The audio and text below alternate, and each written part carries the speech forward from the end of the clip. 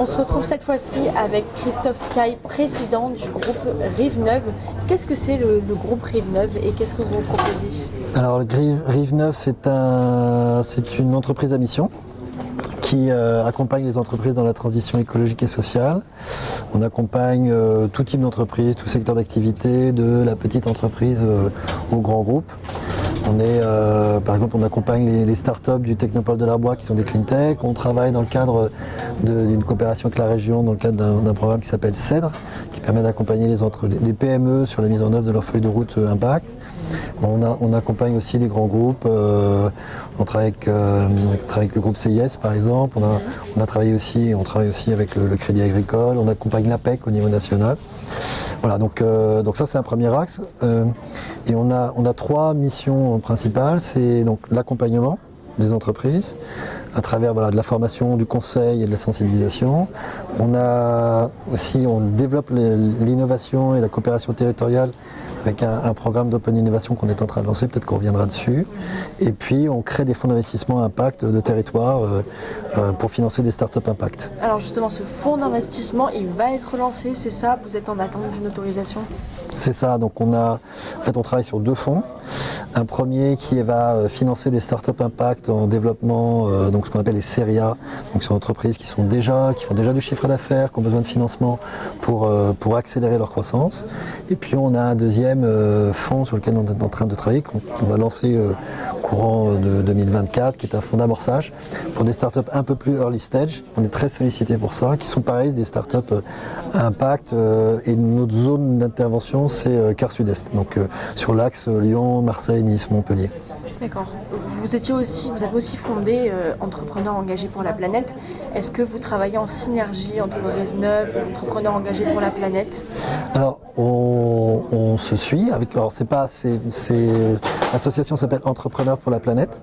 Donc, c'est une association d'intérêt général. Et puis, moi, je l'ai fondée. Donc, voilà, je soutiens l'association. Je n'ai plus d'action opérationnelle sur l'association, mais en tout cas, il y a une proximité historique entre les deux structures. De quel constat est née Rive Neuve? Rive Neuve, moi ça fait 15 ans, un peu plus de 15 ans que je suis dans le développement durable. J'ai commencé par l'énergie renouvelable avec un groupe qui s'appelle Cap Vert Énergie, qui est producteur indépendant d'énergie renouvelable. Et puis j'ai eu envie d'avoir un impact élargi sur d'autres secteurs d'activité, sur d'autres problématiques en fait, sur l'eau, la biodiversité, la préservation de la biodiversité, la pollution.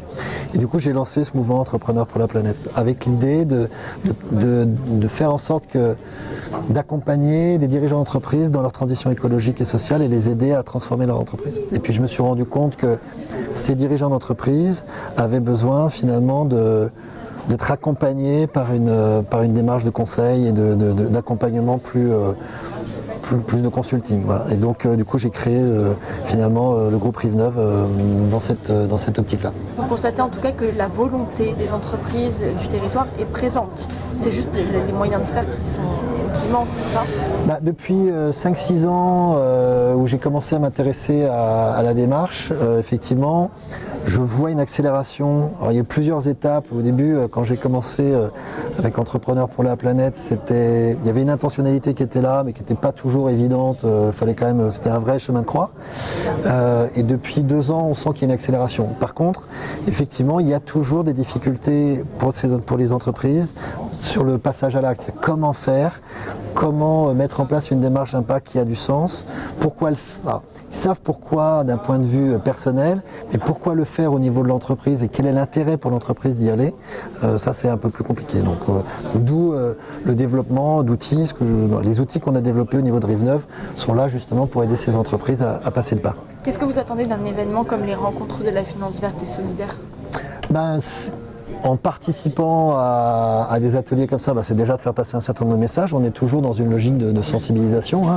Il y a quand même beaucoup d'acteurs économiques qui se posent des questions. Donc c'est une façon de partager l'expérience que je peux avoir sur ces sujets. Et puis c'est de rencontrer d'autres acteurs. C'est toujours quelque chose qui est en mouvement. C'est quand même une démarche qui au niveau de l'entreprise n'est pas quelque chose qui a un historique très très long, même si ça fait quand même 50 ans qu'on parle de développement durable. Mais donc on est toujours en train d'apprendre des choses et rencontrer des acteurs qui sont actifs, avec lesquels on peut mettre en place des coopérations, des acteurs qui ne le sont pas, qui ont envie d'y aller. Et donc nous on prône la coopération, donc un événement comme ça permet aussi de rencontrer d'autres acteurs avec lesquels réfléchir à des coopérations possibles. Et puis au cours du salon, j'ai croisé quelques personnes avec qui j'ai prévu de rediscuter prochainement. Voilà.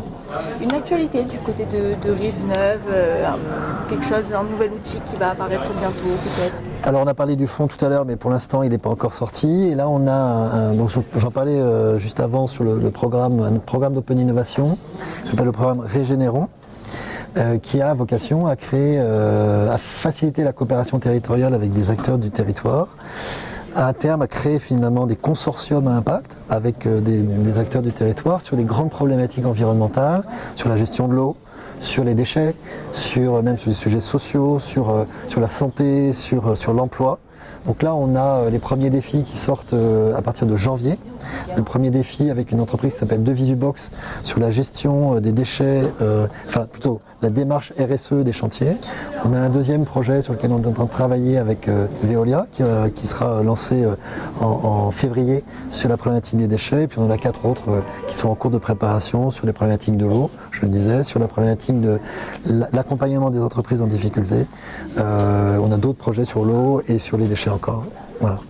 Pour revenir rapidement sur le fonds, il se chiffre à combien ce fonds que vous avez lancé? L'objectif du fonds Impact et Performance, c'est de lever entre 30 et 50 millions d'euros et d'investir sur des tickets qui vont aller de 500 000 à 2 millions d'euros, avec la possibilité d'aller jusqu'à 4 millions d'euros sur des deuxième tours. Qui pourra investir du coup? Qui pourra investir? Abonder le fonds. Alors le fonds est constitué, on cible le fonds avec plutôt des entrepreneurs du territoire. On espère avoir quelques institutionnels du territoire.